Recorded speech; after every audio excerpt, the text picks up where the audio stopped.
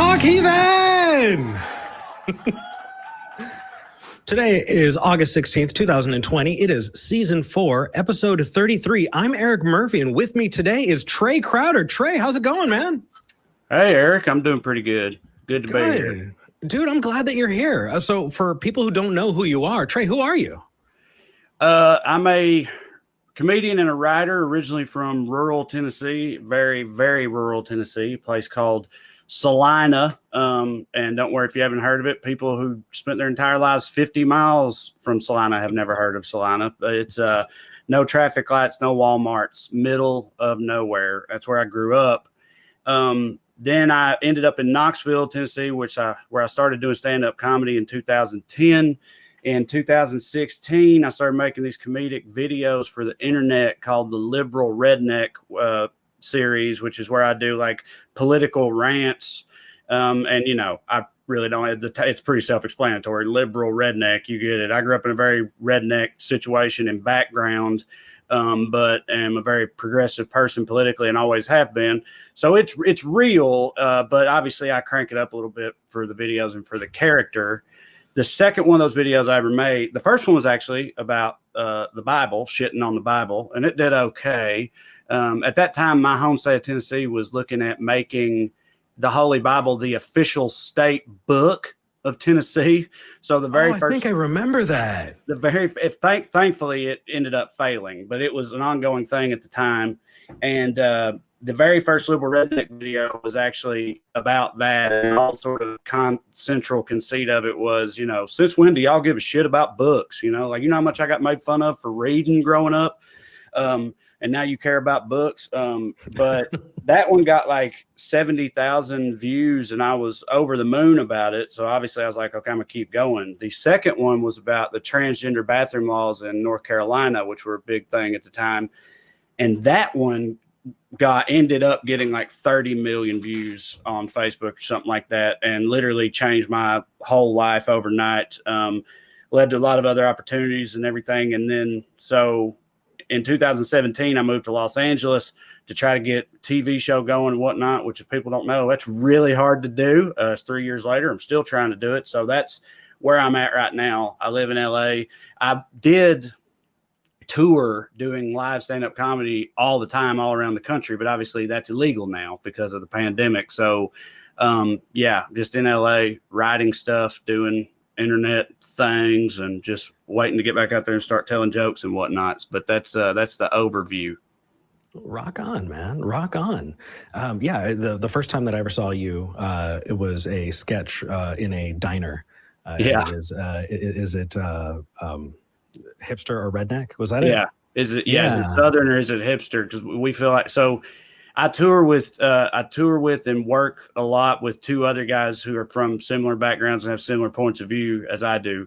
And together, collectively, the three of us, our tour is called the Well Red Tour. It's Well R-E-D. It's like Well Redneck. You know, you get it. Anyway, we did, us Well Red guys did some sketches for Comedy Central, and one of them was about that we feel like hipsters have co-opted a lot of sort of Southern or country or good old boy sort of culture, or, you know, fashion and that type of thing. Like everything's reclaimed barnwood and they all wear plaid and all this type of shit. And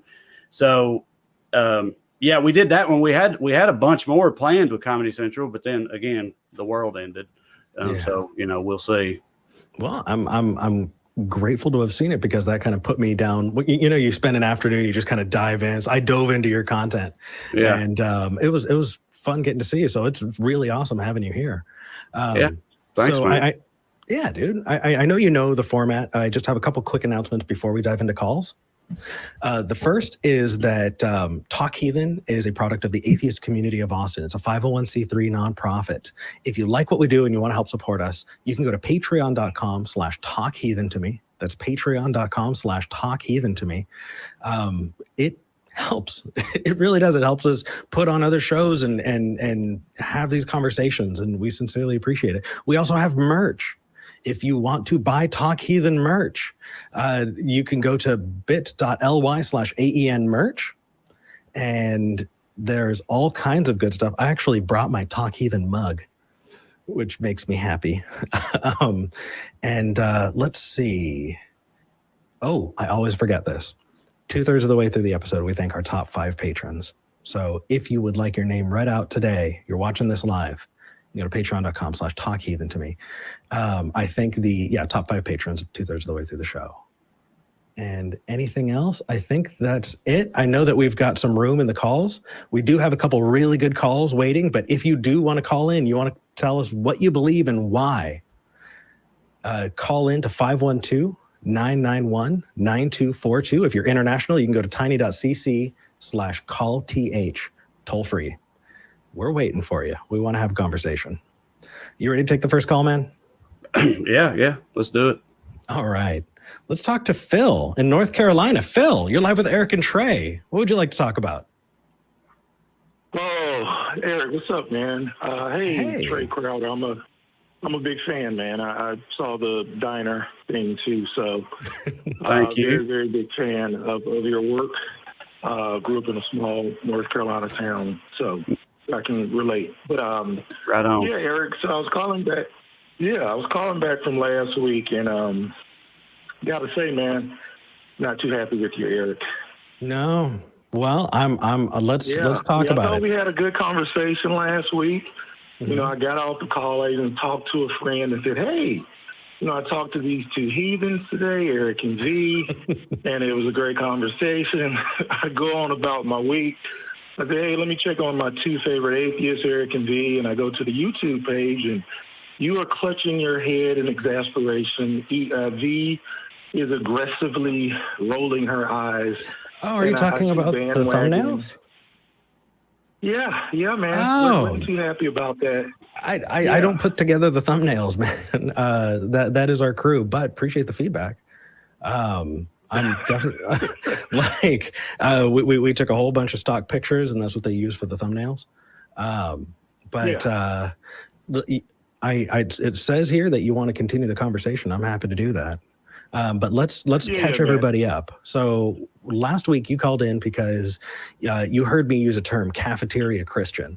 And for people who don't know that term, when I was a Christian, I used to get really, really mad at people who would just kind of pick and choose. They'd cherry pick all of their favorite parts of the Bible and leave all the not so good stuff out. Mm-hmm.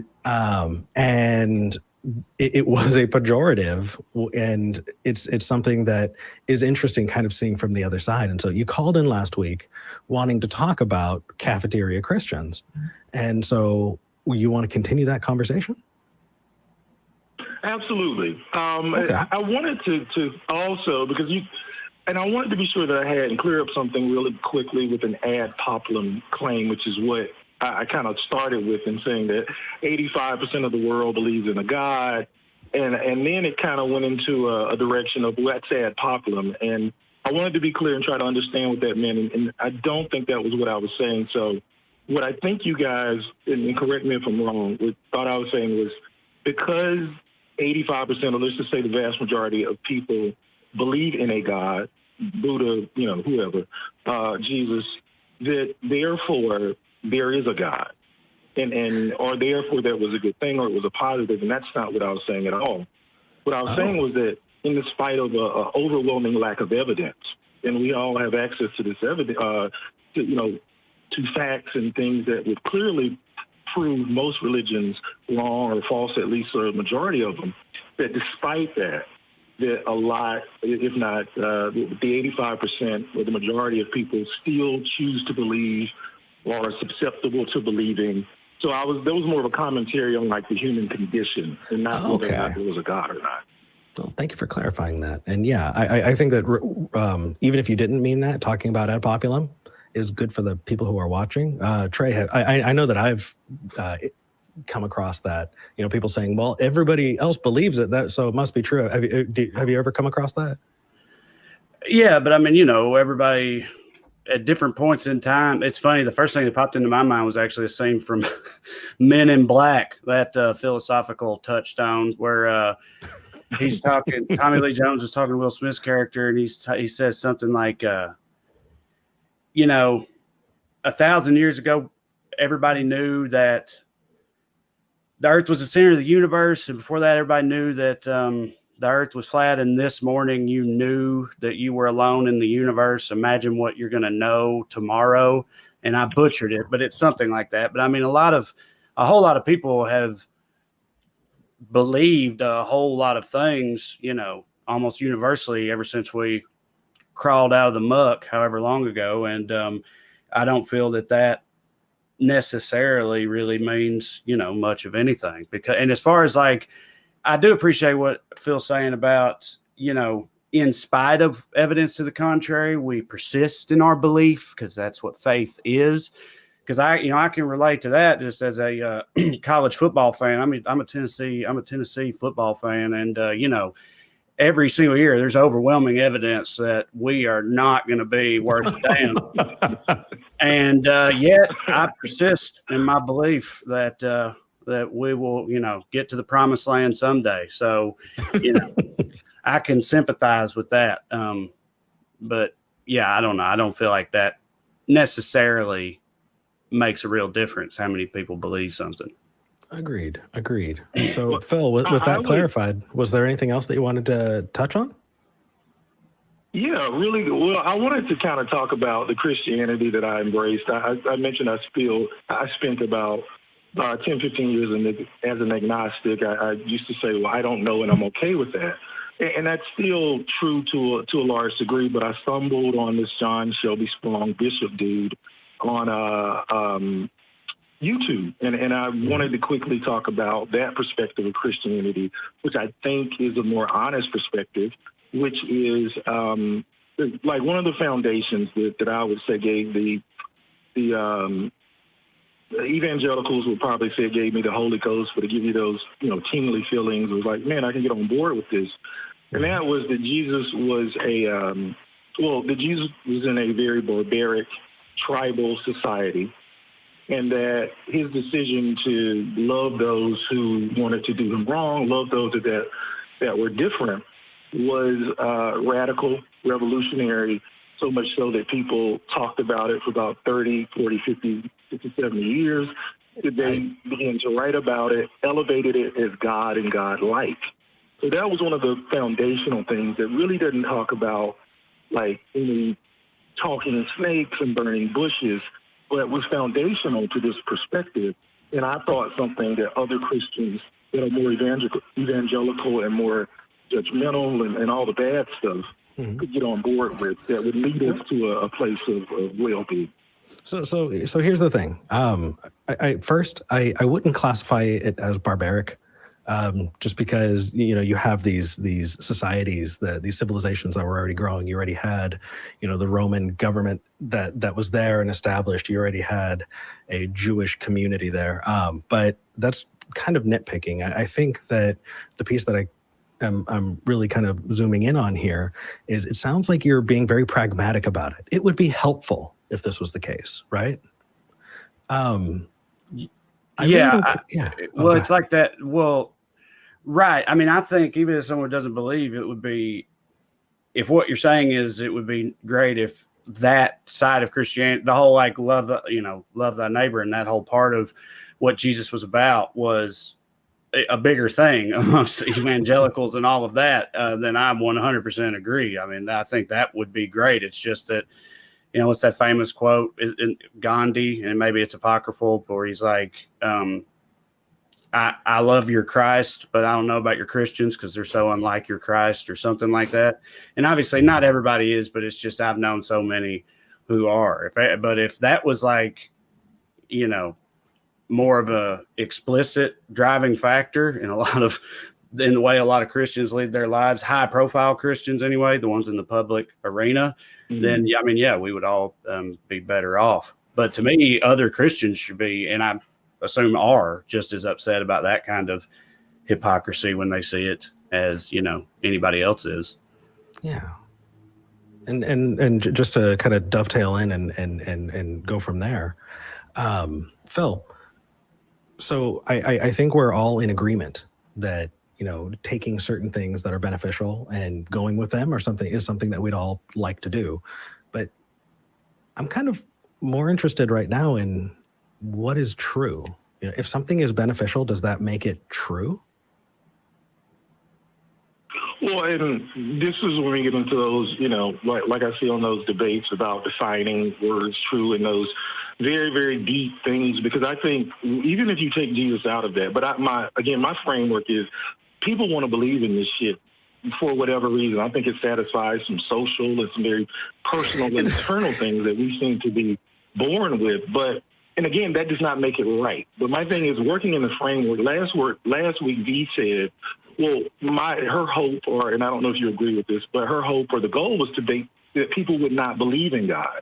And I found that very interesting, because my hope or goal is that we can agree on certain things to live together that's inclusive as we can be, and then to try to move forward. And I don't care if you believe in a cabbage, but if you believe in gay rights and you believe that and that brings you closer to believing that women are equal, who cares? Who cares what we believe in? And I get that there is a potential to believe in some bullshit.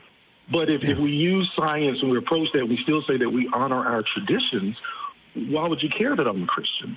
And so my thing is, I get the true thing, but my thing is people with the framework that people believe in this anyway at a vast majority of who we are now and who we've always been. How can we move within that framework, which seems to be a constant of the human condition? Then how do we move forward? Because I just don't see an atheist world. Yeah, go ahead. Sure. Go ahead. Real quick, if it's okay, Eric, because I just want to say, I feel for you were saying, as far as I'm concerned, as long as you don't have a problem with gay rights and, equality for women and that type of thing, then, why does it matter to you if I'm a Christian? And I just want to say for the record, it doesn't to me. Like that, those things are that's where my issue comes into it, is when people use the Christian faith as like the foundation for persecuting others or restricting the rights of others. That is the entirety of my problem with it. If you are down with, progressivism and everything and are a Christian, I, for one, I'm not going to take any issue with that or try to talk you out of it or whatever. Because the first things that's what's important to me too. Like those are my priorities as opposed to what any individual, believes about a thing. But Eric, I would be very interested to hear how you were going to respond to that also. Yeah. I appreciate it, and I appreciate you saying that. It's kind of interesting. I feel like we're talking about two different things here. At what point is someone doing so much damage that we should step in and be like, hey, this is wrong, right? And I think everyone in this call is in agreement that when somebody is using their beliefs and using their whatever religion they're in to damage and hurt and restrict the rights of other people, that's wrong. And I think that is absolutely, when we should step in. That said, this is a call-in show. People want to talk about what they believe and why. And because of that, I was called out really early on, and it hit me like a ton of bricks. And that is that I was saying essentially what you're saying, right? If they're not hurting anybody, then let's be allies in creating this world. And just as an aside, I think we do live in a secular world, right? Largely, the more we can keep religion out, the more people will have the ability to read in where they are, but no one will have the ability to oppress others. But what I want to focus on here is when I got called out for being condescending. They said, Eric, why would you be okay with someone, believing something without good reason? They said, well, they're not hurting anybody. And if everybody just believed and that belief is what kept the world going in a good way, then why not? And the response was something that just rattled me. And the response was, because, Eric, you're assuming that people are too dumb and lack the ability to think for themselves. And there's the assumption there that if they just believe something because it works for them, then you're not giving them the ability, the opportunity to make an informed decision with as much information as possible. And again, I'm not passing that on to anybody in this conversation, but what I'm saying is I do feel, after that conversation that I had, I do feel like I want to give you the best information possible, Phil, because I do think I have good reason for what I believe. And if I don't, I want to hear it from you. And if you don't, I want to point it out so that you can have better information going forward. And so what does it matter if it's true? It matters because I think that you have it in you, Phil, to have all of this information. And even if there was no God, you would still have a reason to be a good person. And I think that should be true for everyone. Give them the tools so that they can make an informed decision. But I don't think that I should make the decision for them. And so, yes, I would not stop somebody who is just not hurting anybody and doing their own thing. And I think we can be allies, and I think we can build an amazing society. But that said, I do want to call out when I think something is not right here, because I don't want you to be looking at the world through a perspective that might have some cracks in it.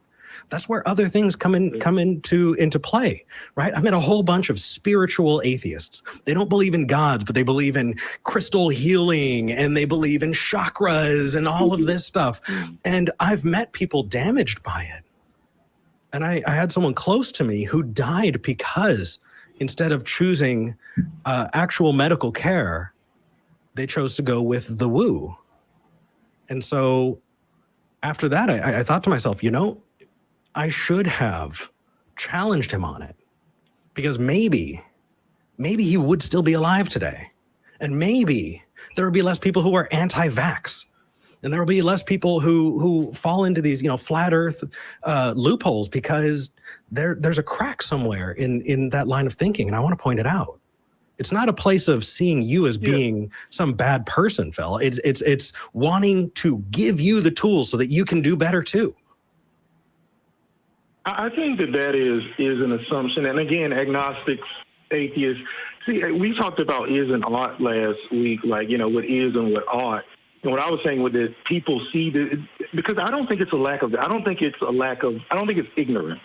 I don't think people go, oh, well, I didn't know that. I mentioned taking my friends and family through Exodus 21.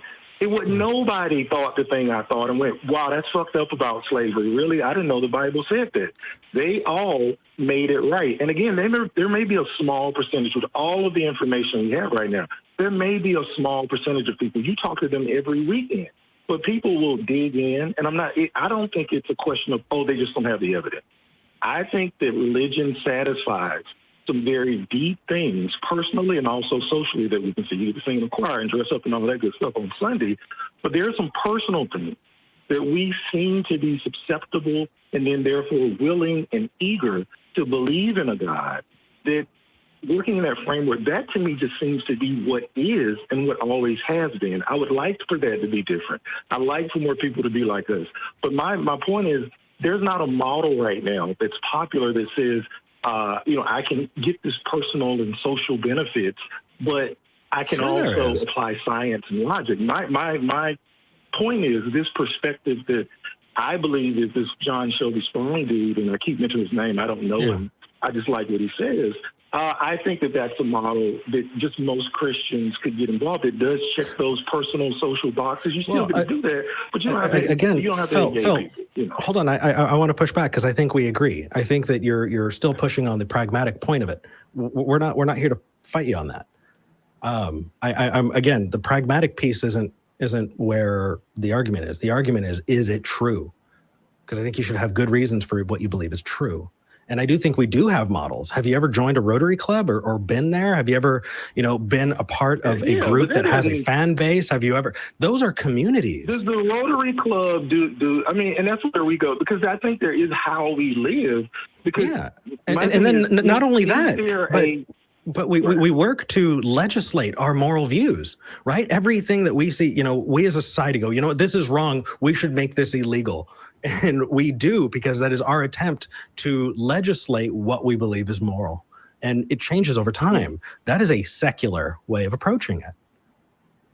I don't think that the statement that there is no atheist model is wrong. Well, no, I wasn't saying that at all. I'm just saying, and I'm talking more about this framework.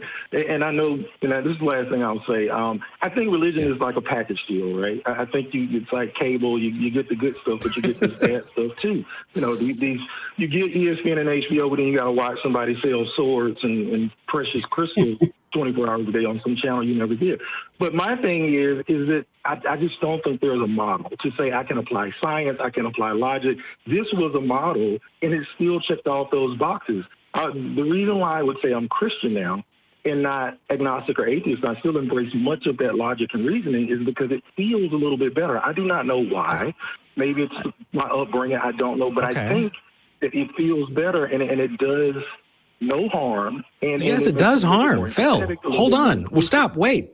It does harm. Whoa. It does. Again, not disbelief. How does, and you're saying my belief is John Shelby Spong perspective does harm? Or you're saying Christianity in general? Because I'm not saying Christianity in general. We would agree that most things in the Bible are not true. Okay. And again, it seems like you keep doubling back on the pragmatic piece. I don't care whether or not it's effective. I care whether or not it's true. You know, and if it makes you happier, I could tell you, Phil, I'm going to give you $1 million tomorrow. You can be really happy today. You know, Phil, tomorrow at 3 p.m., I'm going to wire transfer it to you, and you're going to have $1 million in your bank account. It'll change your life. You know, I bet you'd be really, really happy about that. But doesn't it matter whether or not I'm actually going to do it? Yeah, and I think we may be talking about two different things, because I hold both things beside each other. Yeah, because I think what's also true is that people want their God. And I don't care. Yeah, essentially, I think. I think that no, it's okay, and I'm trying to, because we have other calls that we want to get to. I think that a place to go from here is look up the pragmatic theory of truth, because I think that's where you're falling. And just to clarify, I'm come from the correspondence theory of truth, right? I think that what is true is what corresponds to reality. And I think that you're coming at it from a what is useful and what is helpful or what feels good. And that I think is what the core of where we're disagreeing. But if you look into it and want to call back and talk about that, I'd be happy to. Does that sound okay? Hey, man. Yeah, I appreciate it. And also, hey, again, Trae, I'm a big fan, man. I appreciate you guys taking the call. Thanks, Phil. Appreciate you. Eric, it's all right, real quick. The sort of part of what I think Phil was talking about with the like community aspect of churches, you're talking about it fulfills social needs and things like that. And being from a small town, I know that a lot of small towns are very much built around churches and that type of thing. But just purely an anecdote here, a personal anecdote, but in the tiny town I grew up in, my dad raised me, and my dad was a godless heathen. That's a big part of why I am too, obviously. And my dad never went to church. Everybody knew that he didn't go to church. Everybody knew he wasn't down with all that at all. But my dad was a real good dude and a funny guy and a likable guy, and everybody liked him. And he didn't need the church or the Bible to be a good dude or to know how to treat other people. You know, It's like, I don't either. But when my dad passed away in 2013, and when he died, first of all, the funeral home in my little town was packed with people. And after it was over, and I'm from a very poor family. We never had, any money. When it was over, I went into the funeral director's office, and I said, okay, so, how are we going to handle this? Because I was the one in charge, the eldest son. How are we going to handle this? How can I set up a payment plan? How much do I owe you or whatever? And he said, you don't owe us anything. And I said, what do you mean? And he said, well, everybody chipped in and they covered it. So you guys are good. You don't have to worry about it. And so, people from all the different churches in town chipped into that to pay for a godless heathen's funeral. You know what I mean? I just don't. Yeah. I don't buy the necessity ultimately of any of this type of stuff. Whether you're on that side of it or this side of it, I feel like at the end of the day, it just comes down to who you are and how you act and how you treat people and that type of thing. And I don't think it really matters as much as it seems like it does to other people. Yeah, I think that when it comes to being a good person, I don't think that any side has a stranglehold on it. Nobody owns being a good person. And I agree with you there. I think if people want to call in and have that other conversation, I'm happy to. But I absolutely see myself as an ally when it comes to things that we agree with. So I'll give you an example. You said you're in Southern California. Did you hear about the person who recently drowned up in Piru Lake? No. No, there was an actress who drowned up in Piru Lake, and that is actually. I'm sorry. I didn't. Yes, I do know what you're talking about. I didn't recognize the name of the lake when you said that. It was Naya Rivera, right? Yeah. Yes. So Piru Lake is like that. And there have been a number of drownings. And actually, when I lived up in that community, there was a little girl who drowned in that lake. And I didn't know the family. And I was an atheist. And we got the community together and we did a car wash and we fundraised enough to help pay for her funeral because the family couldn't. You know, and it doesn't matter if people were joining from the church or whatever. People saw a good thing happening and they went, no, we want to go and help right there. And I agree. I just think that, I think they're two different conversations, but I agree with what you're saying. Yeah. All right, let's dive into the next caller. We do have several atheist callers and a religious caller. If you are a believer, now's the time to call in.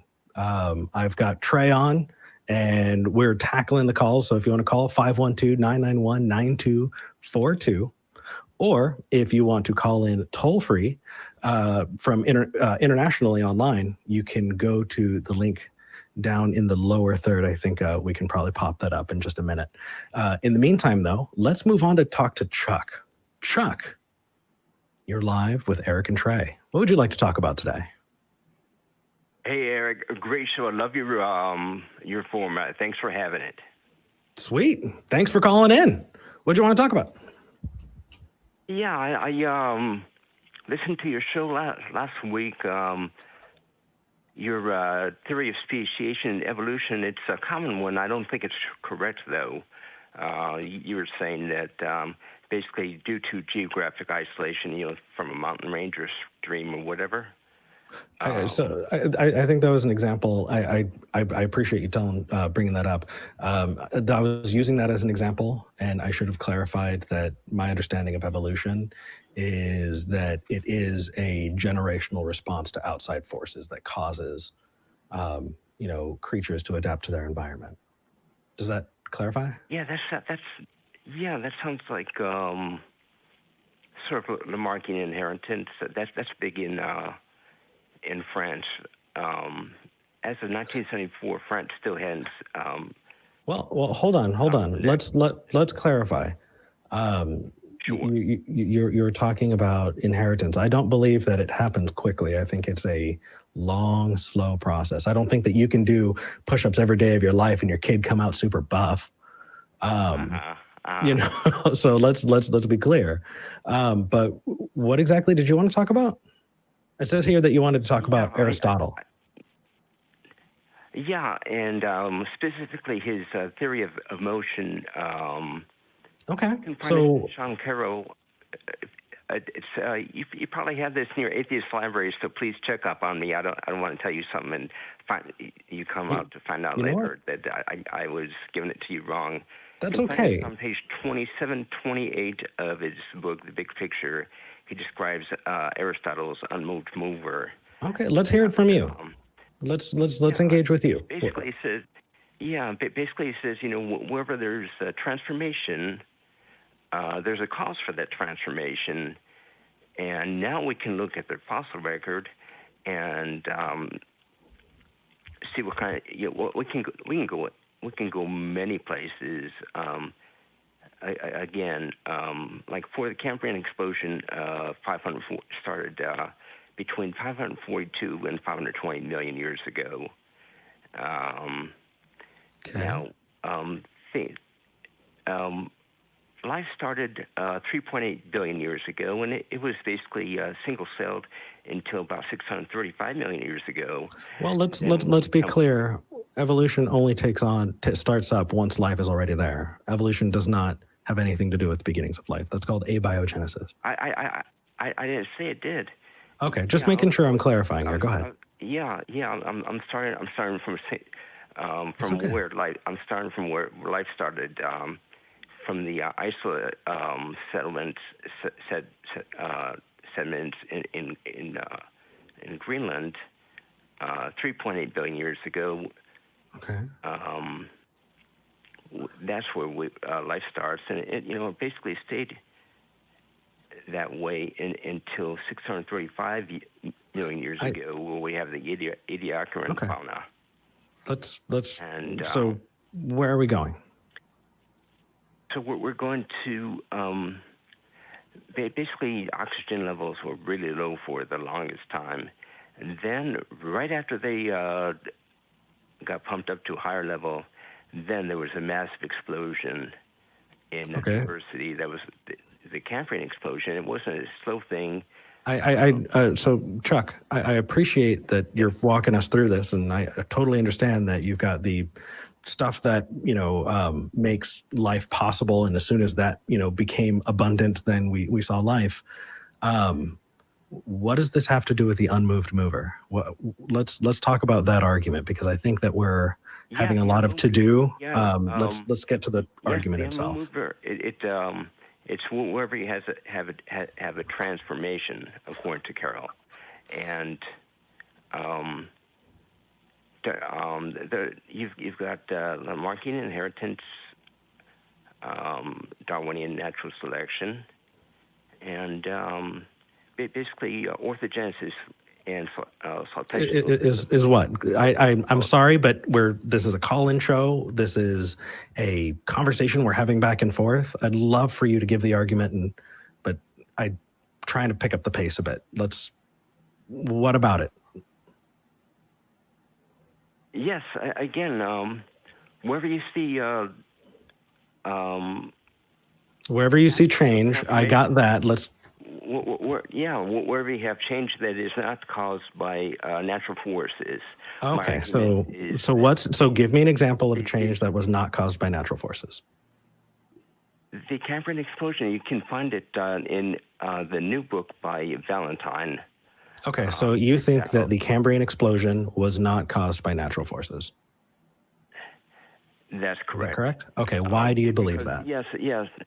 I believe it because it went too quickly for Darwinian natural selection to act. So I think that there are some really great resources as far as that's concerned. Calling up a department, at a university where people study that. I know Aaron Ross put out a good number of videos that talk about that specifically. But I don't understand, therefore, what I'm saying is true. It sounds like the crux of it. Could you clarify if that's not the case? Is this an argument from incredulity? Okay, so how about this? I don't think that the Cambrian explosion came from natural causes.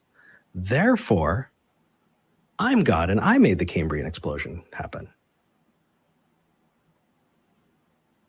I actually didn't provide any evidence for my claim, but I am saying I don't believe the Cambrian explosion piece. This goes to again on Aristotle's unmoved mover. Okay, which is why I think we should move into the argument itself. And what the argument is, you look at effects that have happened, in nature. We have a great record of the things that have happened in nature, and we can.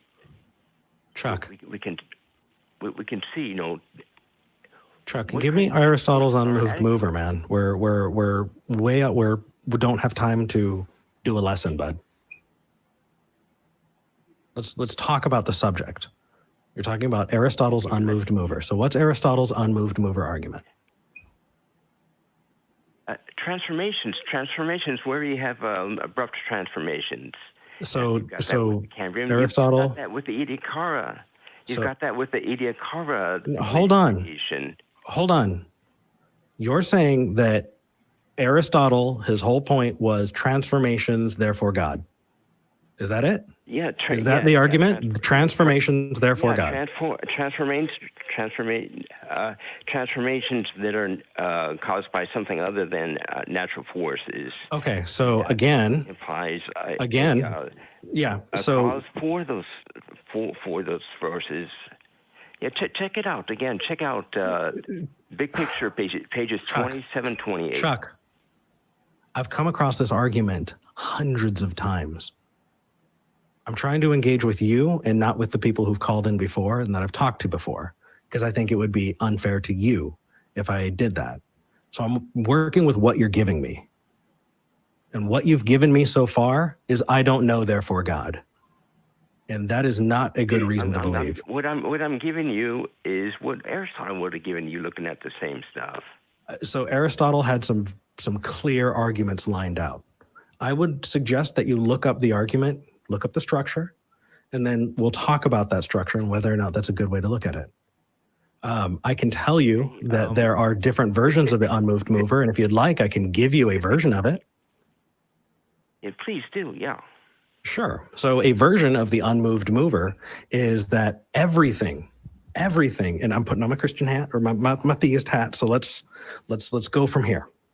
The argument goes that everything started with something else, right? You didn't just pop into existence. You're here. You're in existence because your parents, that's one right? thing, And that's contingent on your parents, and that's contingent, all the way back. And so there has to be hold on. So there has to be a first mover, right? Is this unmoved prime mover? I've heard this as prime mover, but I know what you're talking about. Yes, every effect has a cause, and if you follow that change back to the beginning of time, there had to be something that had no cause. There has to be, and that thing is God, or the equivalent of God, because something had to start that chain of events in motion. Right. Is that where you're going? That is not my argument. No, okay. It's not. Go ahead then. I'm go ahead. Pick up Carol's book. Call in, look up the argument, call in, and we'll talk about it. The point is, we've got 2,000 people usually watching this live, and there are thousands and thousands of people who will watch this in the coming weeks. This is a conversation that they could benefit from. So look up the argument and call in, and we can have it so that everybody can interact with it. Sound good? Sounds great. Yeah, all righty, man. Get that Carol's book, 2728. Call in with the argument, and we'll talk about it. You have no idea how many people call me with homework. If I were to take them up, I would never be able to do anything else.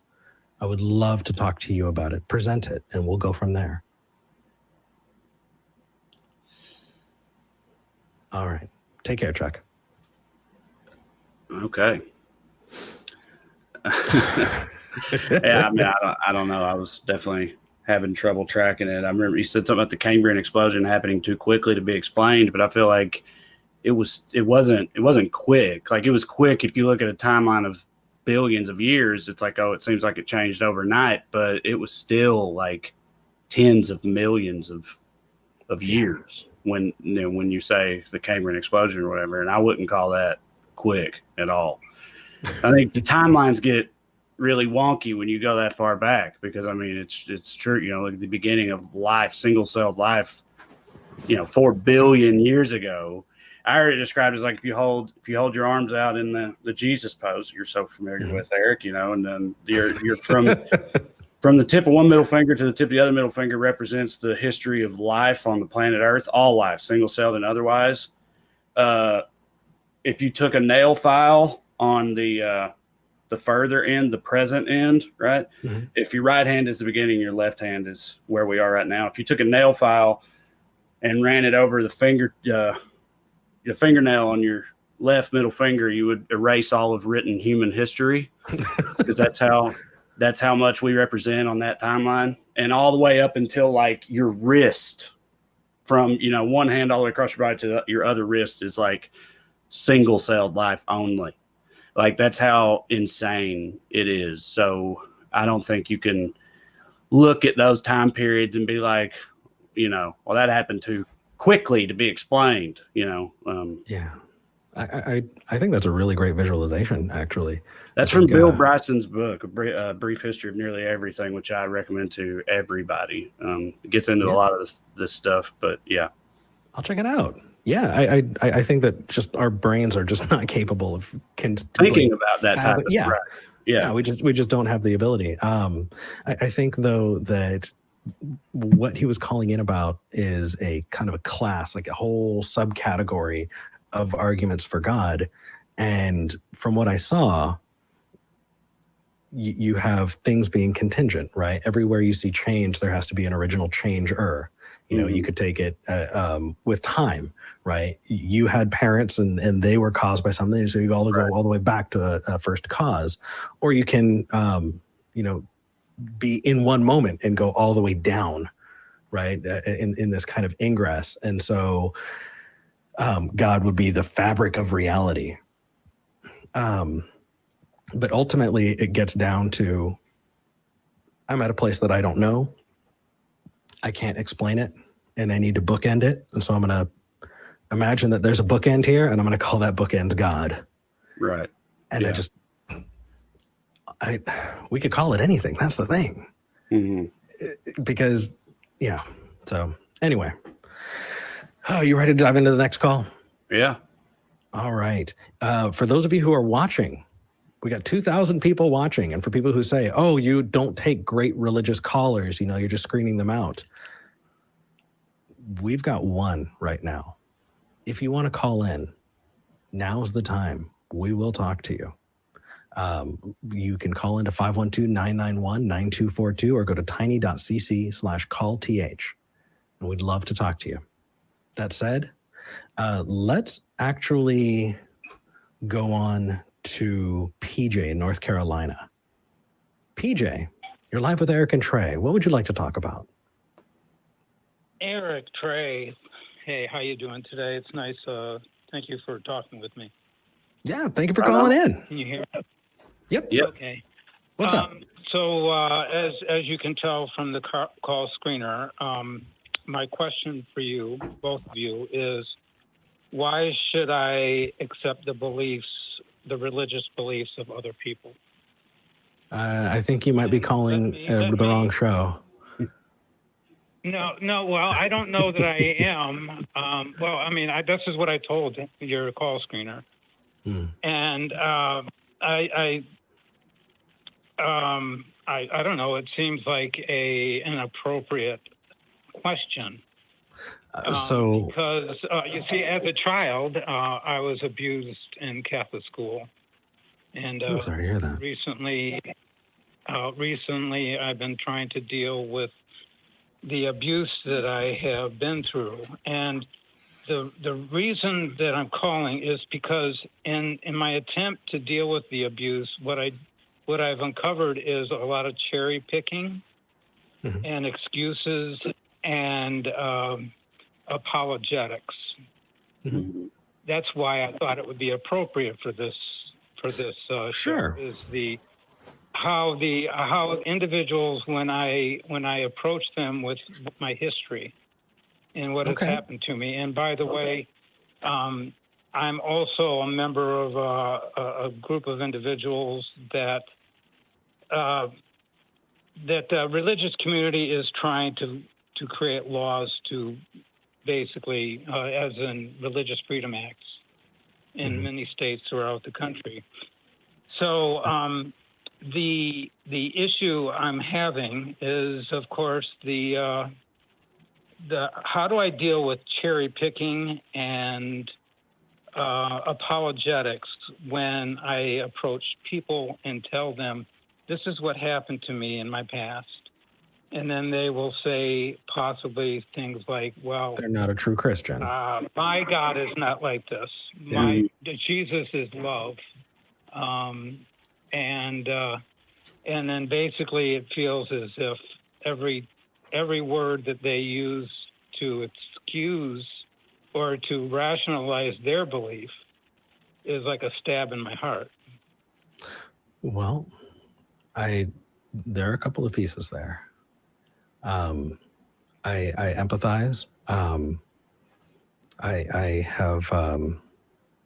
I was not abused at the church, but I am also a survivor of sexual assault, and to go through that is a really, really rough process, and it can take a lifetime. And I totally understand how, given the circumstances, that can be triggering. That said, though, I think we got to be a little more charitable in some cases, because I think that there are a lot of people who are just genuinely good people who believe. Mm-hmm. And they don't believe for bad reasons. A lot of people cherry pick, and I totally get that. We were actually talking about that earlier in the episode, right, Trae? Yep. Yeah. There are plenty of people who can behave in good ways. We should not be branding everyone with the same iron, you know? Right. I'm sorry, I'm not actually. I know that there are some very good, charitable, kind people that are believers, but when in a recent experience of mine and a group of people, when I expressed my my issues with running up against the apologetics and the cherry picking, when I'm trying to deal with what has happened to me. Well, so question. They might say something like, my Jesus. I got you. Is PJ. a loving Jesus. Understood. PJ, why is your recovery dependent on other people? Right. Well, because I don't live in isolation. Okay. And that in my attempts to be genuine in my life, I've, living in North Carolina and House Bill 2. So, and listening to politicians that give quotes out of the Bible for why understood. they rationalize their beliefs. But are your neighbors those politicians? Well, I work with one such person who has claimed that they have to deal. That's and they'll say, PJ. well, my religious freedom. Yes. PJ. Sure. Oh, Trae, go ahead. Yeah. Yeah, I was just the context of so to me, if people you're dealing with in your daily life, if they are still trying to convert you or impress upon you that you are wrong about Jesus, and that keeps coming up and they won't drop it and they can't understand why you are not into that for this very explicit reason, then in my opinion, to hell with them. That's really messed up. That's not cool to do that. But if it's just if it's a more general hearing them say these things or just them being yeah, well, Jesus has been good to me, so I'm going to keep going to church, but they're not really trying to make it about you or bring you around, then I don't know, you're never going to get satisfaction from expecting them to just all stop believing themselves. But if they're bringing it to you and won't respect you, rebutting them and having this very personal reason for doing so, then yeah, that's not cool. But if the trauma is such that even hearing politicians in North Carolina invoke Jesus in the Bible and everything is just personally, affecting you on a day-to-day basis, then yeah, man, I think you're gonna have to I don't know, find some. I mean, I'm not a counselor or anything, but that problem's not going to go away. As much as I hate to say it, those politicians are going to keep quoting the Bible. You're I don't know. I don't really know. I think it depends on the context of how this dynamic is all sort of playing out. Really. PJ, could you clarify? Are these people coming to you and saying you're wrong and you need to, or are you coming to them and wanting to have this conversation with them? Well, there's not one particular situation. I can give you several different examples. And just to clarify if it's more in one direction or the other. Okay, I'll clarify. For example, when I was dealing with my trauma, I had called the school where I was traumatized. Mm-hmm. And I talked to the deacon, and okay. In my attempts to, help myself deal with this, I explained to this individual what had happened to me in the past, and even though they were no longer there, and his recommendation was, okay, would you be willing to pray with me? Yeah. And PJ. that felt PJ. so PJ? abusive. I agree. Yeah. Right. You need to go to a therapist. This I is where agree. counseling comes in. This is where cognitive behavioral therapy comes in. This is where practicing and rewiring those networks in your brain and how you react to things, it's something that needs work. What that person Not your said, fault. Not your Yeah. fault at all. No, not at all. But you need to talk to somebody, I think, and not Christians probably. No, but seeing a therapist regularly, especially when it comes to confronting really crappy things like that, our healing can't come. We can't expect our healing to come from who perpetrated it to just, change. It needs to come from inside of us. It needs to be something that we approach and want to, work on. But I highly suggest you see a therapist and talk about it, because we need to change those expectations. The world can't and won't change for you, but we can learn how to best approach the world and interact in it. And when we set those expectations, what you've done, PJ, is you've said, I need this thing, and it is entirely outside of my control to get. And it's removing your autonomy from yourself. You're removing that power from yourself. You have that. And it's going to take time, and I understand that, but I highly suggest you go to a therapist and call the Secular Therapy Project. Recovering from Religion is an incredibly useful resource that not only can be there to help provide peer support, but they can also get you in touch with the Secular Therapy Project, which is a fantastic database of secular therapists who may be able to help. Yeah, I hear you. I would, in terms of the sense of helplessness, when it comes to having a group of people and or organizations in which I can't, there's no accountability for what they do, and I guess that's what bothers me most. Understood.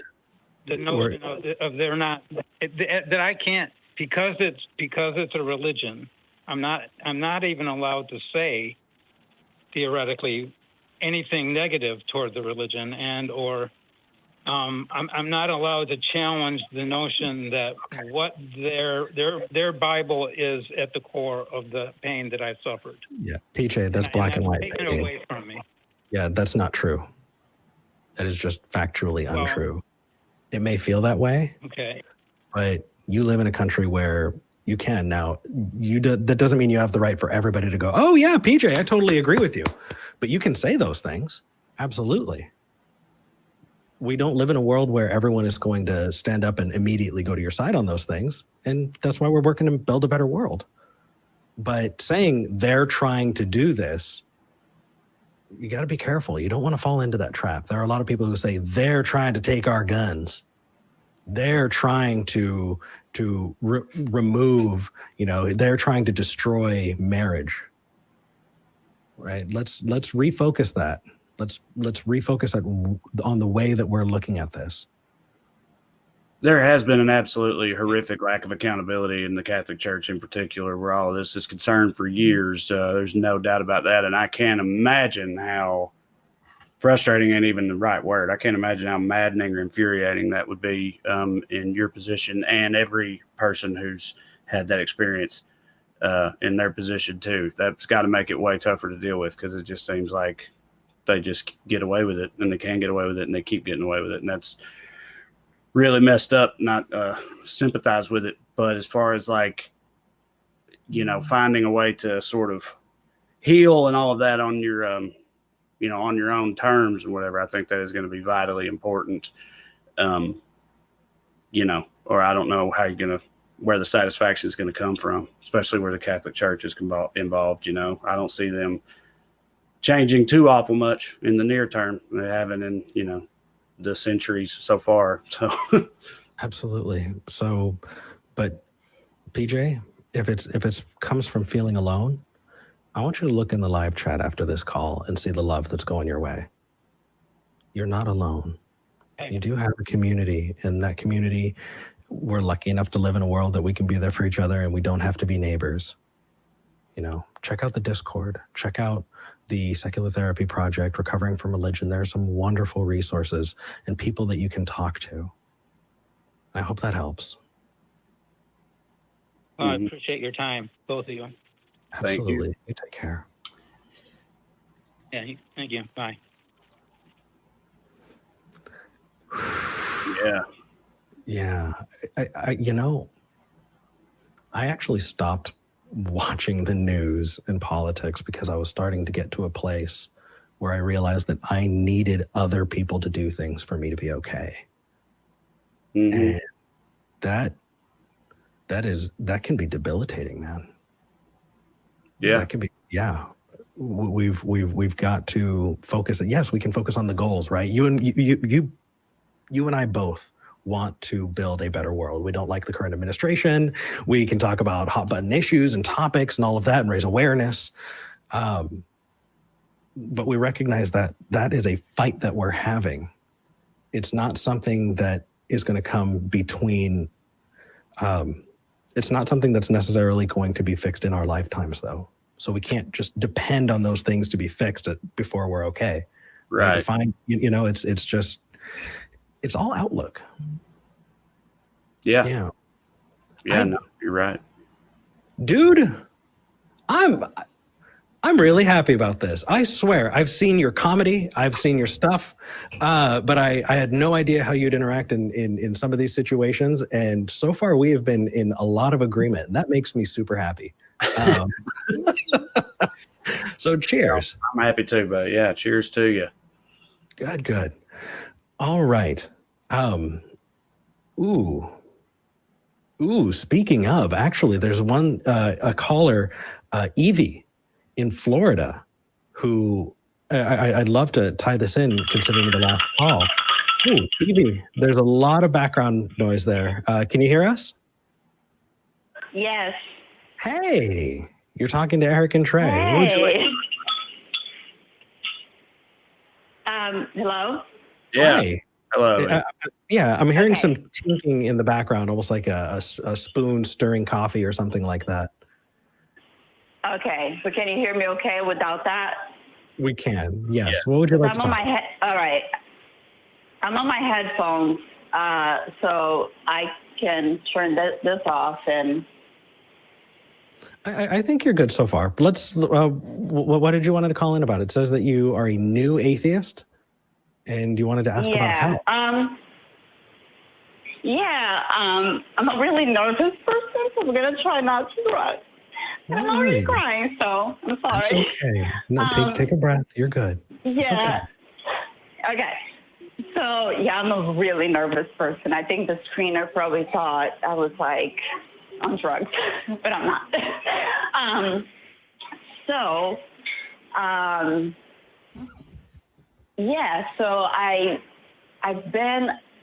basically grew up in church. I mean, I always say like, no, not basically. I grew up in church, like I was born in church. And it was a church in Brazil. I came to the United States when I was 13. And it was like, I never realized anything about my childhood. I always said like, oh no, I had a really normal childhood. Bullshit. My church was a Presbyterian Pentecostal church.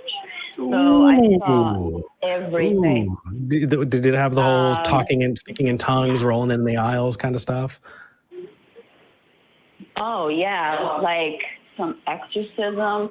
I mean, not the kind that you would see like in movies or anything, but yeah, people would go in the front and claim they were possessed. And yeah, the pastor would be like, you know, get out in the name of Jesus. And people would go up there and say they had some kind of prophecy.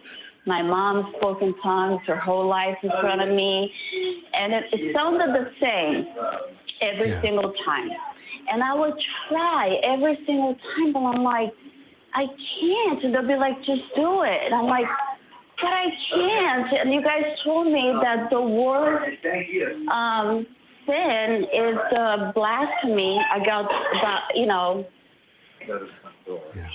Evie, if you've got like a TV going on in the background or something, we're having trouble hearing you. I'm sorry. My husband is talking to me. Everybody's talking to me.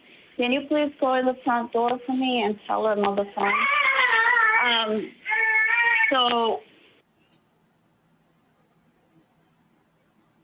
Oh, it sounds like she dropped. So I'm going to pop her back in the queue and see if our call screeners can help. But it said in the notes that even though she stopped believing, she still has this recurring fear of hell. Yeah. And she wanted to ask about it. Yeah. Well, look, I mean, I wouldn't say I have a fear of hell, but like I said, I live in California now, and I'm not a big weed guy really, but I'll partake periodically, and it ain't no joke out here, man. It's literally the edibles and stuff. You get out here, like you really, really got to watch it, especially if you don't have much of a tolerance, like I don't really. And so, like just the other night, I messed around and had a little bit too much of a weed, not even a full weed gummy. I like cut them into segments. That's how low my tolerance is, and I guess I had a little bit too much of one because I halted it before it got out of control, but I very nearly had a full-on existential crisis reading a Reddit thread about like space and the universe and stuff like that, because there was this whole thing. It was like amazing facts about the universe, and a lot of them were amazing, but a lot of them were absolutely terrifying too. And I just started thinking about nothingness, like the concept of nothingness. They were like, either the universe is infinite or it's not, and either way is insane, because like if at a certain point there's got to be some edge to it, right? And what's on the other side of that? Just nothing. What the hell is nothing?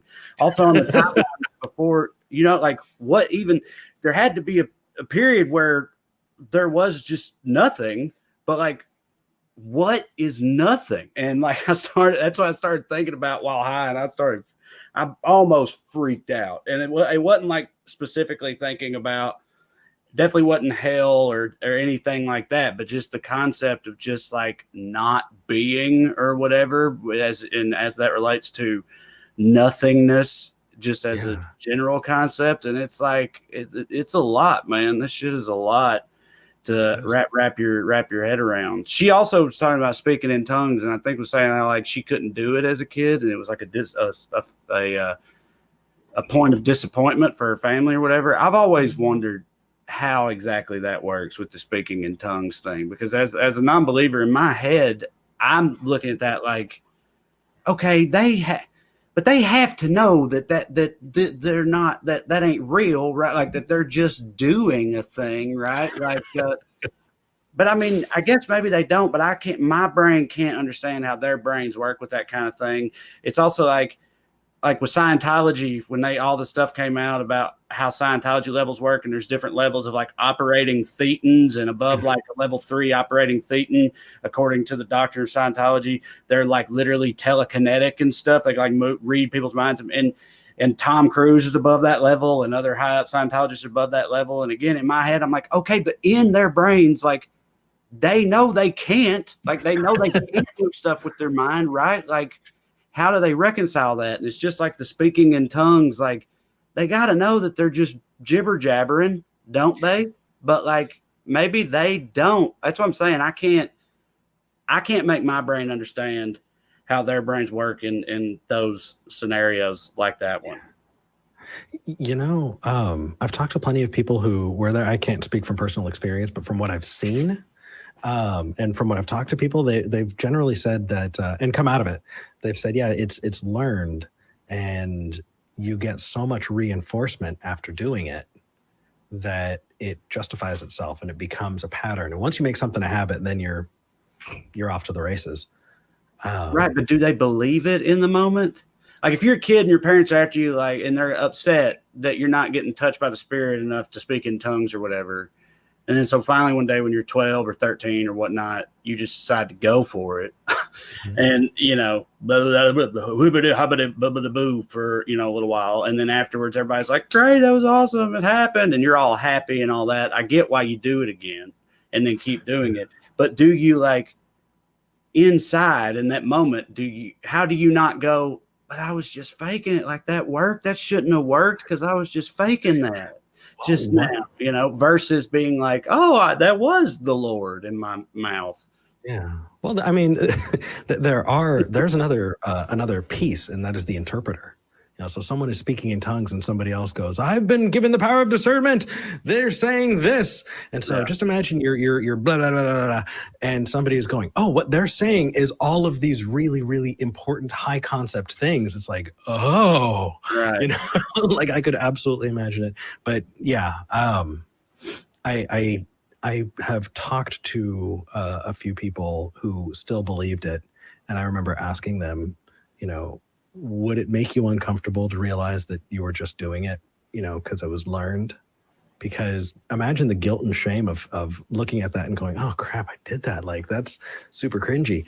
And I don't know. I'd love to talk to more people who experienced that to see if that kind of sunk cost, you know, well, I've already done it enough. Now I can't go back, you know, if that's part of what keeps people there.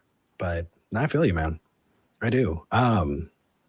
I think that going back to the fear of hell thing, she is definitely not alone. And you know what it reminds me of? The other day I was walking with a friend, and I was walking on the outside of the sidewalk. And it's because my mom taught me that a gentleman walks on the outside of the sidewalk. Right. You know, and I remember saying, is it just with girls? My mom was like, no, you're a gentleman. A gentleman walks on the outside. That's you need to do that. If you see somebody carrying bags, you need to go and help them. Right. And even though I realized that's something my mom taught me, dude, that is ingrained. Right. It is ingrained. I get this, I need to go and help this person. I need to stand on the outside.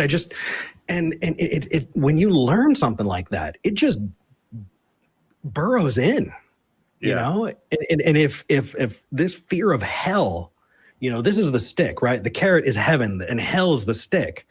If you're used to getting smacked with that stick enough, yeah, man, I think about, you know, adopting a dog that's been abused. You know, every time you close the door, they might shudder in the corner because that's what they're used to.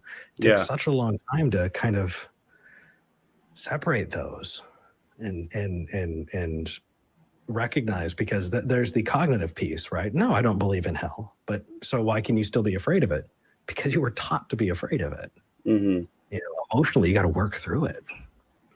I think for me, where I got with hell was realizing at a certain point that it seemed to me, at least, as though like if they were right and there was a hell and it was real, almost everyone was going to be there, you know, like, and so I was like, it ain't worth even trying. But I'm very close to my uncle, and my uncle's gay, and so like that was sort of like this watershed moment for me where religion is concerned, was finding out that my uncle was gay and being in a small town and periodically going to the Baptist church with people on my mom's side of the family and whatnot, and then hearing the way they talked about homosexuality and that type of thing, and kind of learning like, wait, so you're saying that like my uncle, who is one of the sweetest, kindest people on planet Earth, you're saying he's going to burn in hell for eternity because of just what he is? And like, you know, Southern Baptists in the 90s, they'll look right in a 10-year-old's face and be like, yeah, well, that's what the Bible says, honey, you know, or whatever. And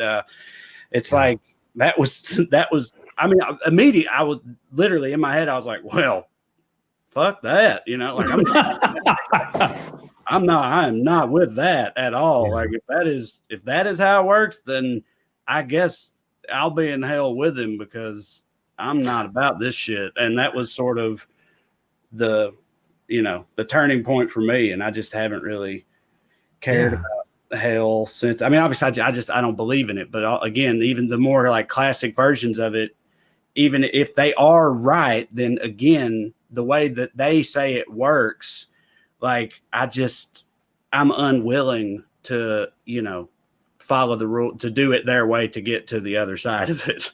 You know, like I'm not going to do that. And almost everyone I've ever known or certainly ever liked will be in hell too. So, you know, we'll have a party. We'll figure it out. It'll be fine. Yeah, I think it'd be a hell of a party. But actually, you brought up a point that's perfect for our next call, and that is that you're kind of making that judgment call, right? Of if my uncle is going to go to hell, who's the sweetest fucking guy, then screw that, right? You're making that moral judgment. Actually, we have a religious caller who wants to talk about morals, so let's dive in and talk to Kathy in Pennsylvania. Kathy, taking a second. Hey, Kathy, you're live with Eric and Trae. What would you like to talk about? Hi, Eric. Hi, Trae. Hello. Yeah, hi. I've called before. I called a couple months ago.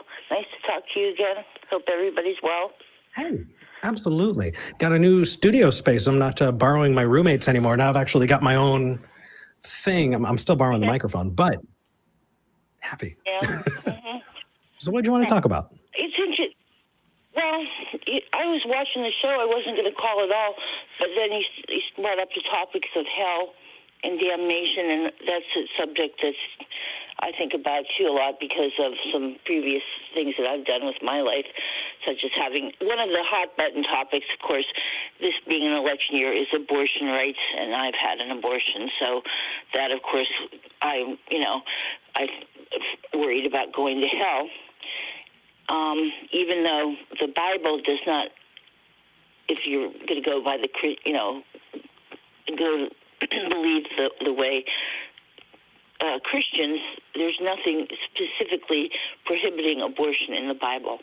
But anyway, what the topic actually is moral relativism, and morality being relative to the situation at hand.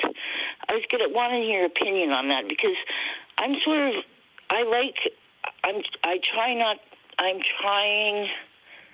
to embrace critical thinking. Can you hear me okay? Yes, absolutely. I'm sorry. I don't want to ramble. I want to be safe, precise, and pedantic. Embrace critical thinking and skepticism, and I think you do a very good job of, keeping people. I don't know how you keep a straight face sometimes either, because some of these people sound like they're crazy. But anyway, and I don't mean it in a bad way. Yeah. But anyway, I seriously don't. I really don't. It's just that some of the subjects that come up, like evolution, are insane. But at any rate, moral relativism.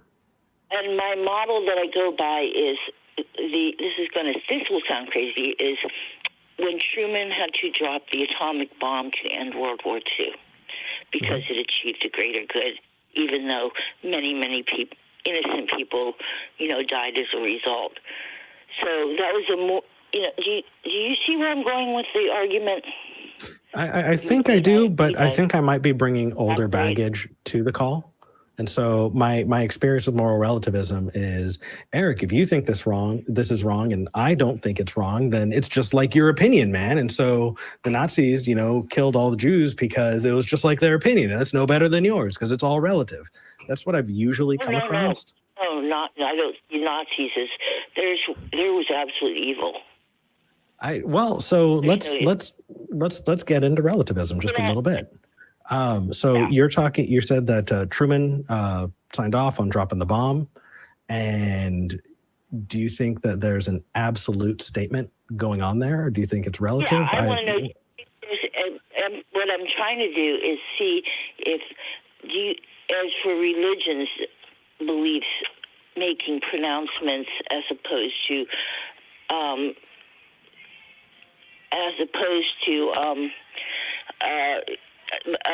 secular belief system or atheistic belief system, trying to take it more on a case-by-case basis and not judging people. Do you see where am I making myself clear, or I don't want to babble? No worries, not too much. I haven't actually come across an atheist belief system other than the rejection of the God claim. There are a lot of atheists who I fundamentally disagree with. Yeah, I've watched your show, and I watch Apologia, and I watch a couple others, and there are a few people that imply that being an atheist is a religion of some sort. They imply that. They don't say it. Yeah. The implication. And if that's not your implication, then yeah. okay. So No, I don't understand where you're going with this, Kathy. Right. What I'm trying to get at is, and especially in today's day and age with the current administration, which I hope that I am a firm, Biden, Harris. I'm delighted that Kamala Harris is the running mate of Joe Biden, is because of all the wicked things that I see as having been done by the current administration. It's troubling to me, because Kathy, people are using, go ahead. I'm sorry. I don't mean to ramble. That's okay. No, you're bringing up examples, and I think that we should probably try to get to the core of it, and see what the argument is. Sorry, yeah. The core that's okay. of it is what I actually wanted to do was get your opinion. Do you believe there is an absolute morality, or do you believe morals can be relative? That is my core question. Okay, and I'm sorry I rambled. I'm nervous talking to you on the radio. That's okay. That's okay. I appreciate it. I appreciate that I'm not trying to be a jerk by cutting you off. I'm just trying to help structure the show. I would never presume that Nazis are evil to the core. I would never, ever assume that they were in any way, shape. Okay. Trae, anything you want to dive in on absolute morals? I think that, I guess I try to be pragmatic about those types of things, meaning like on an individual level, I think there's right and wrong. And a lot of times with a lot of, acts, it's pretty clear, obviously, the huge ones, murder, rape, that type of thing. I think when it comes to like smaller things, lying or being dishonest, that can be relative to the situation, in my opinion. I think sometimes lying to somebody could be maybe the better thing to do for even that person's, sake.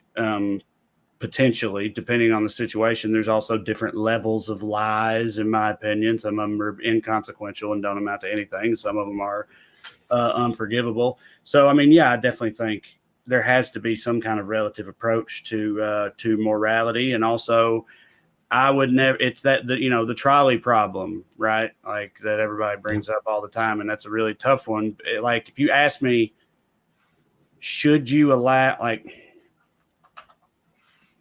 one person to die, knowing for an absolute objective fact it's going to save the lives of 5 other people, generally I'm going to say, yeah, you have to do that. But as it always comes up in the problem, it's like, well, what if I told you have to kill that? You have to actually murder the one person to keep that from happening.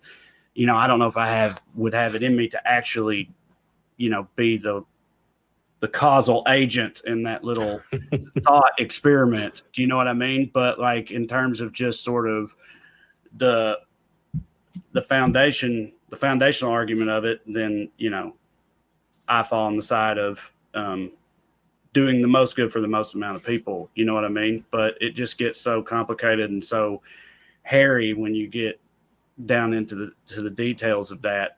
But so having said all that, I feel like you have to acknowledge that there's got to be some kind of relativity where morality is concerned because of how nuanced all the different any given moral argument or any situation is. There's going to be a lot of different factors that go into determining like, oh, did you do the right thing or not? I think sometimes there's almost not a right thing to do. You know what I mean? Or like you did the wrong thing, but for the right reasons. Yeah. That type of like those things are real. It's not like those are just made up. So you can't be prescriptive with that. Yeah, I think that's right. And there you go. I mean, then you're going to have some people might answer, have a different answer for each situation, and that would be relative. Yeah. And some people would say, well, all lying is wrong, And so let's look. Can I zoom out a bit and explore this from a bird's eye view a little bit with you? Yes, please do. Okay, cool. So let's say everybody absolutely agreed. You give us a moral question and everyone in the room, everyone in the state, everyone in the world agrees with you on that this is the right action. Is it still subjective at that point? Is it still relative if everybody agrees?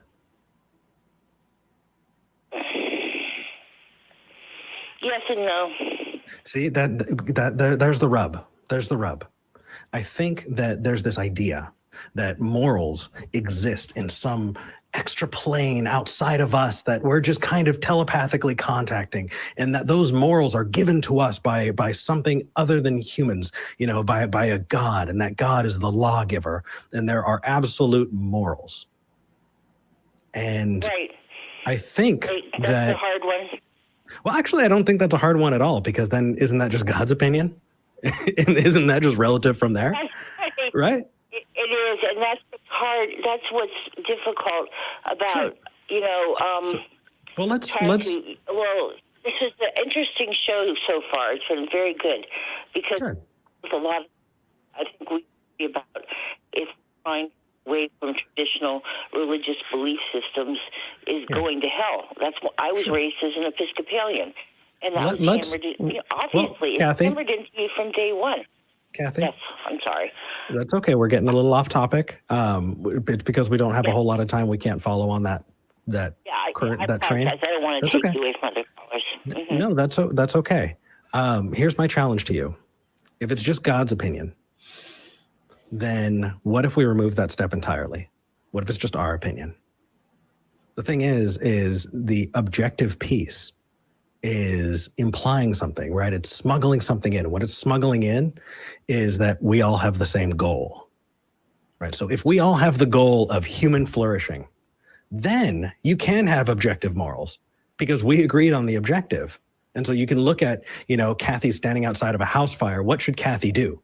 There's only a limited number of things. You can't teleport to the other side of the planet. Like if we were to list out everything you could do, then what would cause the most human flourishing? That would be objectively the best thing. What would cause the least human flourishing? That would be objectively the worst, but that's because we agreed on the objective. I think that's a good working definition. That makes a lot of sense. Yeah, I think that. Well said. Cheers. I'm glad. Yay. Good. I mean, that was well put, Eric.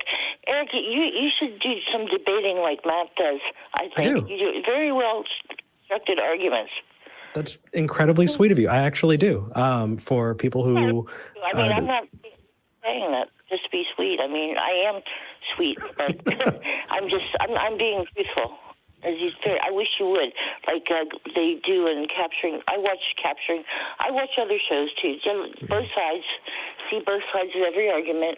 But I know you want to take other calls, but very well spoken. Mostly you are. You make so much sense. That's why I started watching this and other shows. And this is when, the questions started to rise about religious beliefs and, particularly topics that, we've already discussed, like, especially, gay marriages and so on and so forth. Because, and you explain them and you take out, the baggage out of them, and you're not left holding the baggage. You're just like, what? I don't have... Hey, Kathy, thank you. If you keep going, my head is going to inflate so much, I'm not going to be able to make it out of this room. I will my homework. I'll come with another topic I think is of import. Thank you. Thank you, you guys. Stay safe, and you have a wonderful day. And thank you for taking my call. Bye. Thank you. You too, Kathy. That was really sweet. Mm-hmm. Yeah, I have done debates. For people who don't know, I've done a debate at Rogers State University. I did a 2v2 debate in Tennessee, and I was planning on actually touring and doing debates, but COVID happened. So if there are any secular groups who want to have me out to do a debate, reach out, and I'd be happy to do that. But that is something that I do. Yeah. So, all right, it's 2:30. Wow, that time went fast. I didn't get to thank the patrons, so let me dive in really quick and thank those patrons. Like I said before, Talk Heathen is part of a nonprofit. I don't get paid a penny for this. Trae doesn't get paid a penny for this. Sorry, Trae, if they told you you're getting paid for this, you're not getting paid for this. It's all. Oh, that hurts. That hurts. Coming from LA, we're going to pay you an exposure. Yeah, there you go. That's the line. You're like, screw you, buddy. Dying of exposure. I had a good time here, but yeah, it's all good. Anyway, I'm glad. Give them their shout outs. They deserve. Yes. Absolutely. I'm going to hit that refresh button right now. And let's take a look. I want to thank Jay Friedman, Kamal, Ribau, the great, oh no, their name is too long. The great North American Dingaloo. And Ward Nippling is a 5-way tie at the $25 level. Thank you so much. It's your support and everyone else's. It's your support that keeps us going. So thank you. We sincerely appreciate it. And we hope that we're putting out work that is worth your time and support. And we're going to continue to do that. There are other ways to support us. So yes, patreon.com/talkheathen to me. That's patreon.com/talkheathen to me. We have merch. We also have memberships. I never bring up the YouTube memberships. But you can become a member as well. And there are different levels that have all kinds of stuff that you can flash in the live chat to show that you're supporting us, which is super neat, kind of bragging rights. Thank you at every level. We sincerely appreciate it. We've got 2 people on the line, and let's try to zip through them as quick as we can. Dak and Ariel, we're going to take your calls, but we do want to try and get through them quickly so that we can have some time to hop in the Discord. So let's start by talking to Dak. Dak in California. You're live with Eric and Trae. Hi, Eric. Thank you for waiting. Hey. Hi, Trae. Hello. Yeah, before I get to what I was going to, I did want to mention something, Trae, what you were talking about earlier about religions, churches doing good things and stuff like that. My personal feeling on that is that they do more harm than good because they attract good people by basically telling everyone you have to join a religion to be a good person. So they attract people who want to be good people, and then they make their minds not work as well. Yeah, I don't disagree with that. Those people would have been good. Those people would have been good anyway. And I think, I'm just saying, I think the world would be better off without the churches. I mean, I agree with you. My ultimate point was that I think that I was trying to use that anecdote to illustrate that I don't think you need churches to have that type of goodness from people and from a community or whatever. So I agree with you. Yes, and I'm agreeing with you. Yeah. Dak, it says that you got cursed in July. Right. It says that in the chat. I know that we actually had somebody call in and we asked them to curse me. We asked them to have my teeth and my hair fall out. And we're going on about 5 months and past the deadline. So what do you got? This one's actually set a time frame. Okay. What's your curse? On July 27th, Monday at 1:53 p.m. Pacific time, I was told, okay, the Most High shall visit you within 7 days, but it will be an affliction, sickness, if you like. That's 20 days ago now. We're going on 3 weeks. Yeah. And he said within 7 days this would happen during a pandemic, no less. Well, I mean, did you stub your toe though? That might have been that. Gotten sick, no affliction. So that curse is failed and ineffective. And I would like to call this guy out on it because here's the thing. He said that he wanted to pray with me to help heal this affliction once it happened. Doc? And yeah. Hey man. I love the story. This just isn't the format for it. No. There's a reason why. If you'll let me, here's the thing. Okay. If you can summarize it quickly so we can interact with it, yes. If not, then I might want to hop into the Discord.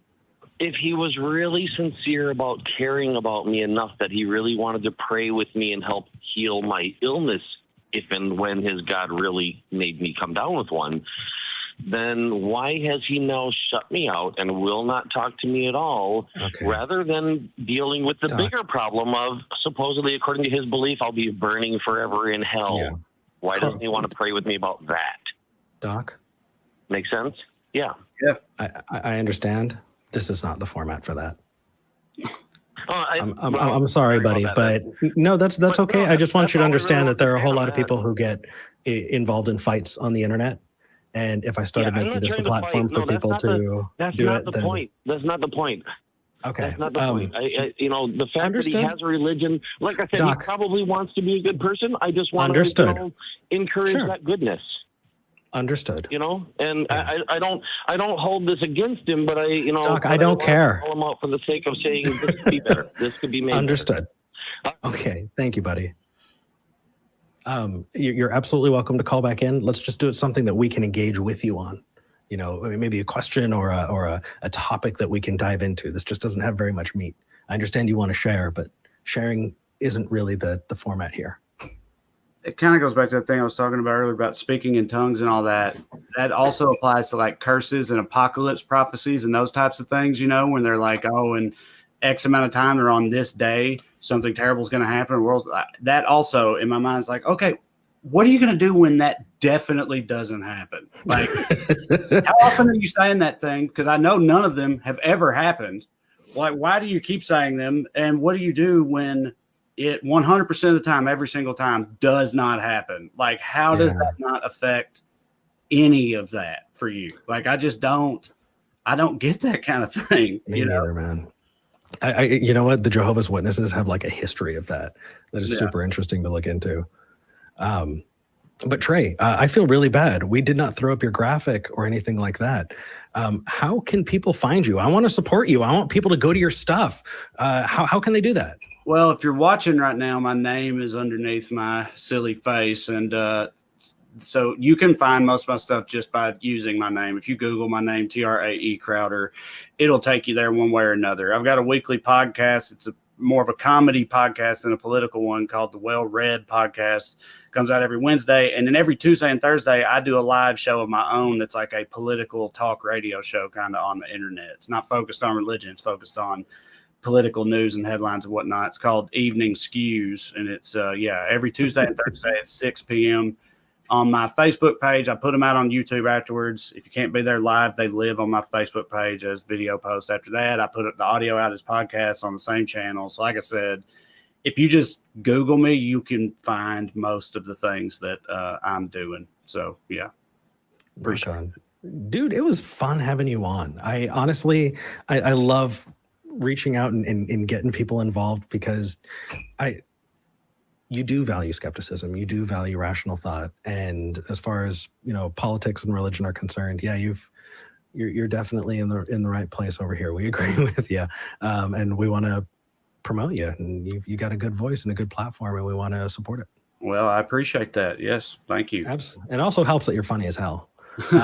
So I do what I can. You do it well, my friend. You do it well. So right around this part of the show, I'll walk you through the ending part. First thing I want to do is I want to show the video of the crew.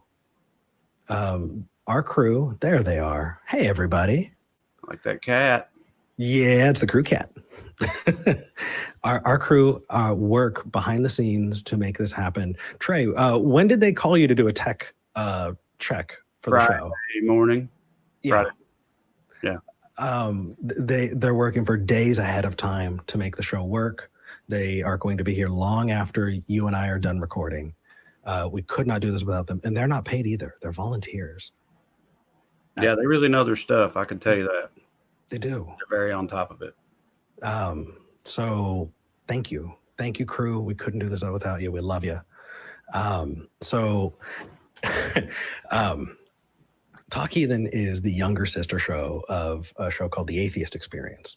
The Atheist Experience has been around for over 20 years, and it actually started out not on YouTube, but on public access in Austin. And they had one effect, and the effect was like to put these green rings. Yeah, because they were doing it on the public access studio. That was the only effect they had, and so they called them love rings, and they'd end it. And so Talk Heathen picked that ending up, just to kind of as an homage to our big sister show. Mm-hmm. So we're gonna start by throwing up some love rings. Let's see, 1, 2, 3. Yes. Well, I have no control over that. That is just incredible connection with our producer. That. Look at that. Welcome to the future. Right. and then we've got a couple calls out. First thing, we started doing this since COVID. We say, look, whether you believe or not, if you're putting yourself out there at risk, if you're working in a hospital, if you're stocking grocery shelves, it's a tough time to be out there working. And for those of you who are working to make society keep happening, thank you. You're doing your job. We're going to do ours by wearing a damn mask, by being safe. And I just can't thank you enough. Yeah, for sure. I echo that. Yeah. You ranted that. I saw that rant. Yeah, I read a lot of things. Yeah, it's good. For those of you who don't believe, you're already on this side of things. There are people in all different places. There are people who just found their way out. There are people who've been here their whole lives. There is a community here. We're building it up. And that doesn't mean that we're going to be dogmatic about things, but it does mean that you don't need to be religious to be a good person. We talked about that today. You don't need to be religious to be a good person. They don't have a stranglehold on it. Right. You're part of that community. You're not alone. And then, so at the end, we say this in unison. We go, but to those of you who do believe, we don't hate you. We just think you're wrong. Okay. So would you join me on that? Yes, I will attempt it. You going to do a countdown? We can try together. So for those of you who do believe, we don't hate you. We just think you're wrong. Ready? Yeah. Okay. To those of you who do believe, we don't hate you. We just think you're wrong. You're wrong. See you next week.